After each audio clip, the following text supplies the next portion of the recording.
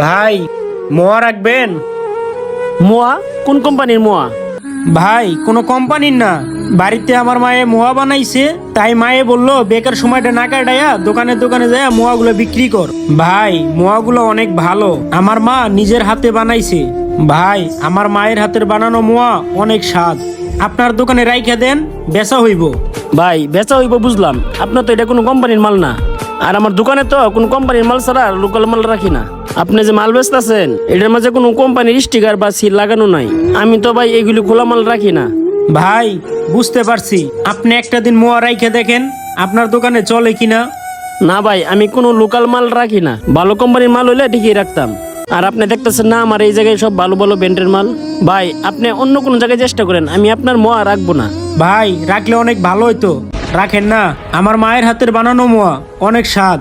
না ভাই রাখবো না, আপনাকে বলতেছি না, আপনি অন্য কোনো জায়গায় চেষ্টা করেন। আচ্ছা ভাই ঠিক আছে।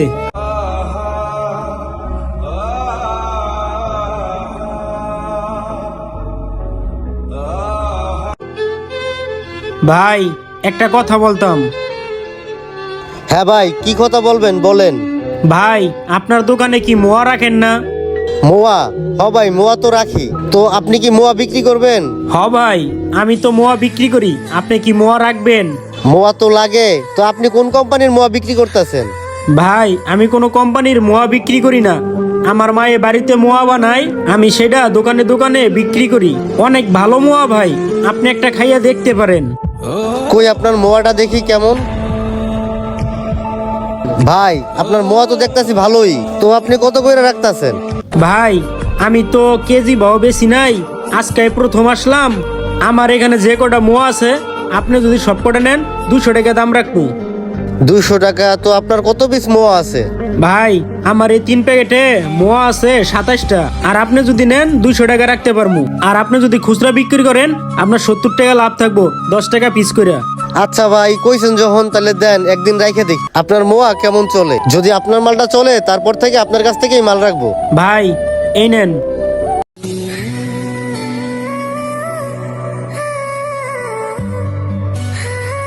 ভাই এই লন আপনার 200। ভাই আপনার দোকানে আটা আছে না? যদি আটা থাকে তাহলে আমারে 1 কেজি আটা দেন। হ ভাই, আটা তো আছে আমার দোকানে। ভাই কত করে কেজি? 40 টাকা কেজি। ঠিক আছে ভাই, তাহলে আমারে 1 কেজি আটা দেন। ঠিক আছে ভাই, দিতাছি।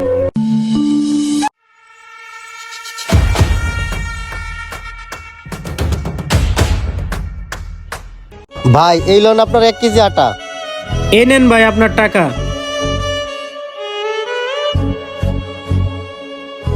ভাই এই লন আপনার টাকা। ঠিক আছে ভাই, কালকে আবার মোয়া নিয়ে আসবো। আচ্ছা ঠিক আছে। ভাই হ্যাঁ ভাই বলেন, মোয়া নিয়ে আসছেন? হ ভাই, আজকেও মোয়া নিয়ে আইছি, গতকালের টি আপনার বিক্রি হয়েছে না? হ ভাই বিক্রি তো হয়েছে, তো আজকে কয় কেজি আনছেন? ভাই আমার মা তো অসুস্থ মানুষ, বেশি বানাইতে পারে নাই, 1 কেজি আনছি। আচ্ছা ঠিক আছে, তাহলে দেন। ভাই এই নেন। ভাই এই লন আপনার টাকা। আচ্ছা ভাই ঠিক আছে, তাহলে আসি। আচ্ছা ঠিক আছে। প্রতিদিন 1 কেজি করে মোয়া দেওয়া যায়, একদিনও তো মাপা হয় না। এবার মোয়াগুলা মাইপা দেখি 1 কেজি থাকে না আসলে কম থাকে। কি রে, ও প্রতিদিন আমার 900 গ্রাম করে মাল দেওয়া যায়। আসবো না, আসুক, আসলে মজাটা আমি বুঝামো। ভাই আজকে মোয়া রাখবেন না?